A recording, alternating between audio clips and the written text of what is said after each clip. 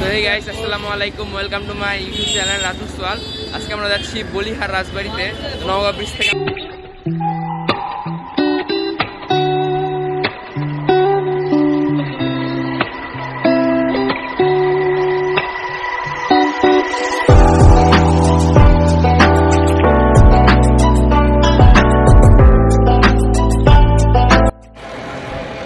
So hey guys, আমরা বলিহার রাজবাড়িতে চলে এসেছি প্রায়। এখান থেকে বলিহার রাজবাড়ি 1 কিলো, আপনারা দেখতে পাচ্ছেন এখানে সাইনবোর্ড। তো এই রাস্তা দিয়ে আমরা চলে যাবো একটু সামনে। এটা হচ্ছে বাবলার মোড় বলে এই জায়গাটার নাম। সো এই জায়গাটা থেকে আমরা এখন ভিতরে বলিহার রাজবাড়িতে যাব। তো চলুন, ব্লগটা দেখুন এবং এনজয় করুন। সো হে গাইস, আমরা চলে এসেছি বলিহার রাজবাড়ি। এখানে বলিহার রাজবাড়ির সামনে একটা মোড় আছে এবং আমার পিছনে আপনারা দেখতে পাচ্ছেন এখন বলিহার রাজবাড়ি। তো চলুন, আমরা বলিহার রাজবাড়ির ভিতরে যাব এবং আপনাদেরকে রাজবাড়িটা ঘুরিয়ে দেখাবো। তো চলুন, ব্লগটা দেখুন এবং এনজয় করুন।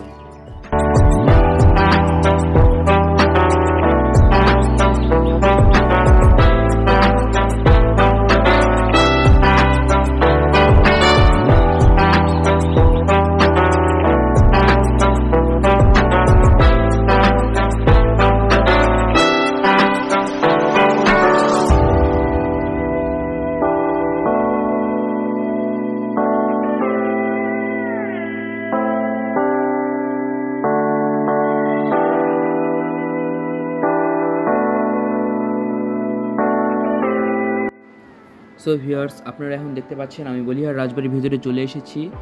বলিহার জমিদার রাজশাহী বিভাগের নওগাঁ জেলার অন্যতম বিখ্যাত জমিদার ছিল। 1823 সালে জমিদার রাজেন্দ্রনাথ এখানে একটি রাজরাজেশ্বরী দেবী মন্দির নির্মাণ করেছিলেন।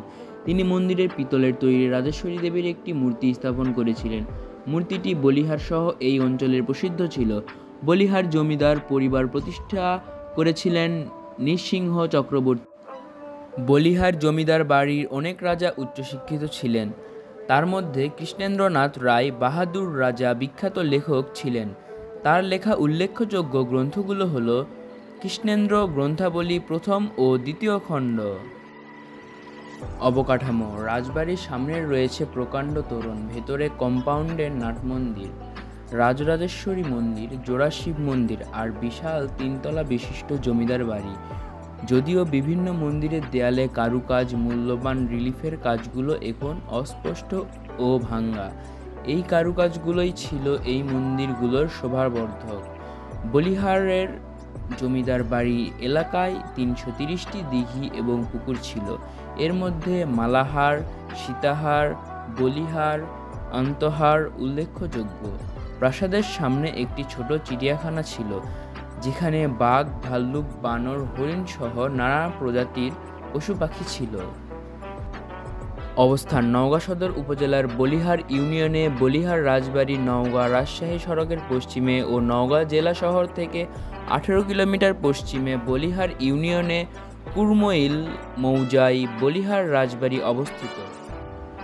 বর্তমানে রাজবাড়িটি ভাঙা অবস্থায় আছে এবং সেই জন্য এখানে বিপজ্জনক সাইনবোর্ড দিয়ে দেওয়া হয়েছে।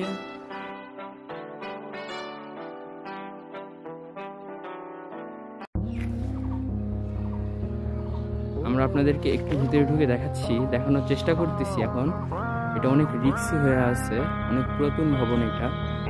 এটাই হচ্ছে মেন রাজবাড়ি, আপনারা দেখতে পাচ্ছেন এখন।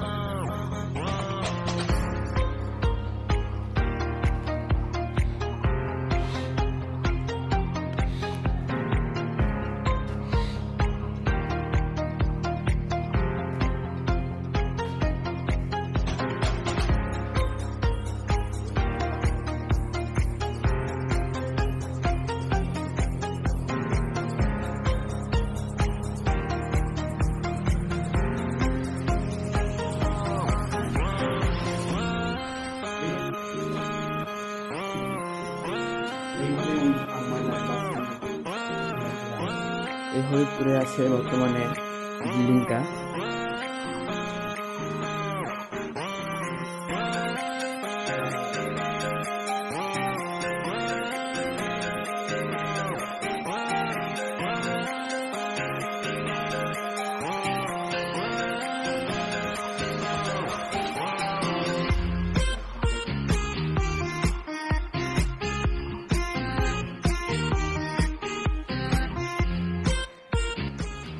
বর্তমান অবস্থা। পূর্বে রাজবাড়ির একটি ভবন স্থায়ী একটি স্কুলের শ্রেণীকক্ষ হিসেবে ব্যবহৃত হয়েছিল, কিন্তু নতুন স্কুল ভবন নির্মিত হওয়ায় রাজবাড়ি ভবনটি এখন পরিত্যক্ত।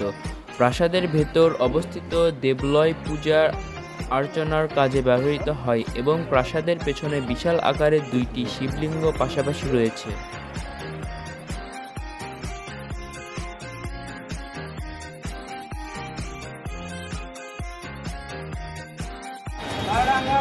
তো হে গাইস, চলে আসলাম নওগাঁতে।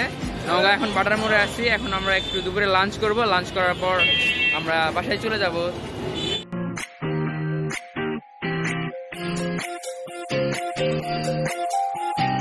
লাঞ্চ শেষ করে আমরা বাসায় চলে আসি। আজকের মতো ভিডিওটা এখানে শেষ করছি। টাটা, বাই বাই, আল্লাহ হাফেজ, আসসালামু আলাইকুম।